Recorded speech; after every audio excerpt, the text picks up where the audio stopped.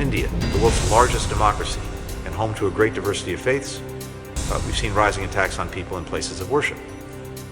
In Vietnam, where authorities harass members of unregistered religious communities.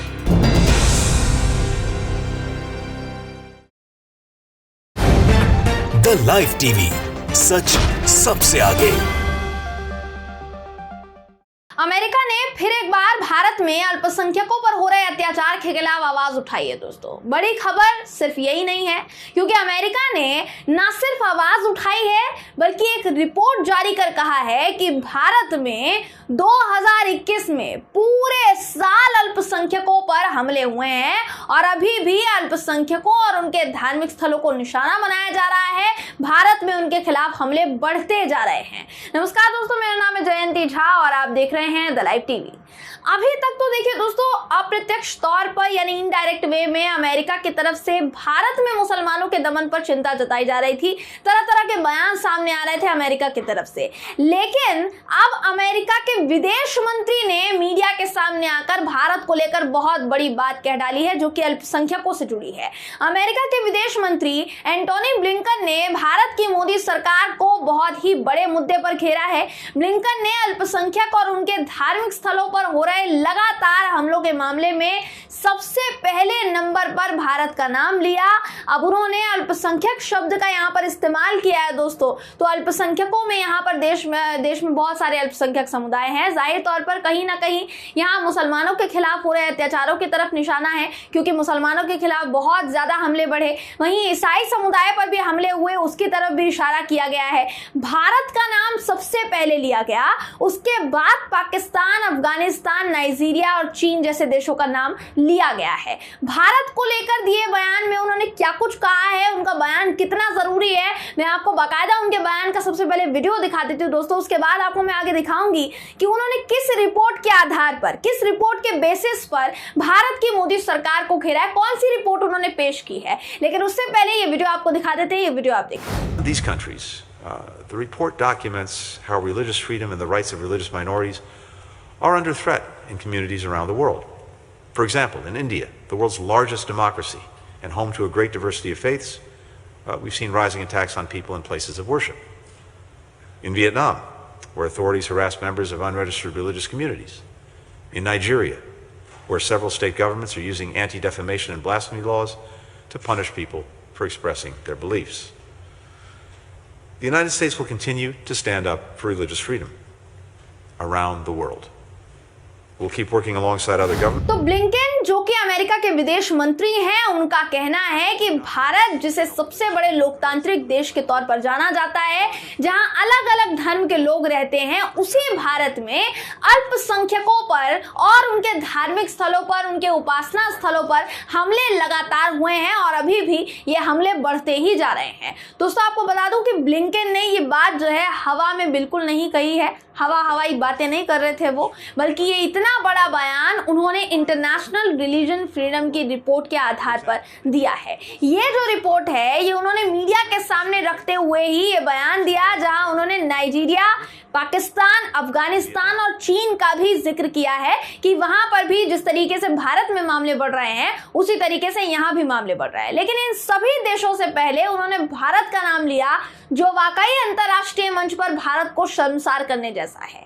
लेकिन दुख की बात यह है कि अमेरिका के विदेश मंत्री का ये जो बयान है, ये बिना तथ्यों का बयान नहीं है, वो तथ्यों के साथ ये बात कर रहे थे। स्क्रीन पर आपको बीबीसी की खबर इस वक्त दिखा रही हूँ दोस्तों। इस खबर के मुताबिक जो रिपोर्ट ब्लिंकन ने पेश की है, वहां जो रिपोर्ट उन्होंने रखी, उसके आधार पर उन्होंने कहा, जिसका हवाला उन्होंने दिया, इस रिपोर्ट को अमेरिकी विदेश मंत्रालय के इंटरनेशनल रिलीजियस फ्रीडम विभाग के राजदूत रशद हुसैन के नेतृत्व में तैयार किया गया है, जिसमें साल 2021 में अलग अलग देशों में धार्मिक स्वतंत्रता कितनी है, कितनी रही, उसका आकलन किया गया है। और उसी आकलन की रिपोर्ट सामने रखते हुए विदेश मंत्री ब्लिंकन ने भारत के मुसलमानों को लेकर, या आप ईसाई समुदाय ले लीजिए, इतना बड़ा बयान उन्होंने दे डाला। अब अमेरिका के विदेश मंत्री का ये जो बयान है, भारत की मोदी सरकार के लिए चिंता का विषय होना चाहिए, लेकिन हमारी मोदी सरकार इसे हल्के में ले रही है। पर यह बयान चिंता का विषय क्यों होना चाहिए दोस्तों, ये भी आपको पता होना चाहिए।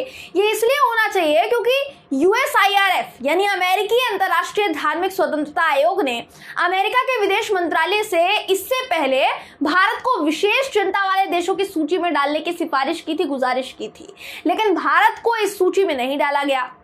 लेकिन अब जब विदेश मंत्री की तरफ से ऐसा बयान सामने आया है, चिंताजनक बयान सामने आया है, तो इससे ये अटकलें लगाई जा रही है दोस्तों कि अमेरिका का विदेश मंत्रालय जल्द ही भारत को इस सूची में डालने पर विचार कर सकता है, क्योंकि जिस रिपोर्ट को रशद हुसैन के नेतृत्व में बनाया गया और उसको जारी किया गया है, उन्हीं रशद हुसैन ने एक बात कही, बहुत बड़ी बात कही। उन्होंने कहा विदेश मंत्री ने बताया कि भारत में लोगों पर और उनके उपासना स्थलों पर हमले बढ़ रहे हैं। तो इस संदर्भ में एक तथ्य ये भी है कि कुछ अधिकारी या तो ऐसे मामलों पर गौर नहीं करते हैं या फिर इसका समर्थन करते हैं। तो BBC की ये खबर कहती है दोस्तों, कई बड़ी बातें इसमें पता चल रही है। वहीं ये कहती है कि अमेरिकी विदेश मंत्रालय ने इस रिपोर्ट में कहा कि पुलिस ने यानी भारत में पुलिस ने ऐसे गैर हिंदुओं को गिरफ्तार किया जिन्होंने मीडिया या फिर सोशल मीडिया पर कुछ ऐसा लिखा जिससे हिंदुओं और हिंदुत्व के लिए अपमानजनक बताया गया, उसको समझा गया।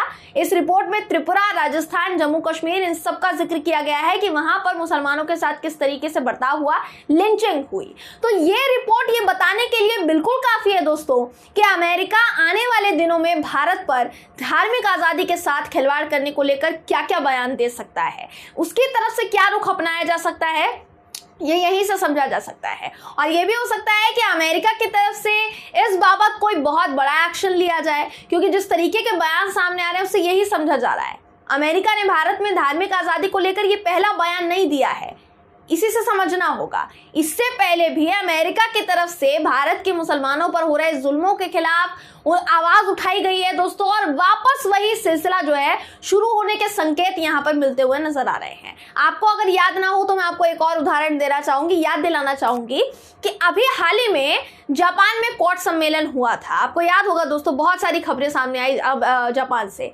अमेरिका, जापान, ऑस्ट्रेलिया, भारत इस क्वाड सम्मेलन का हिस्सा बने थे, शामिल हुए थे।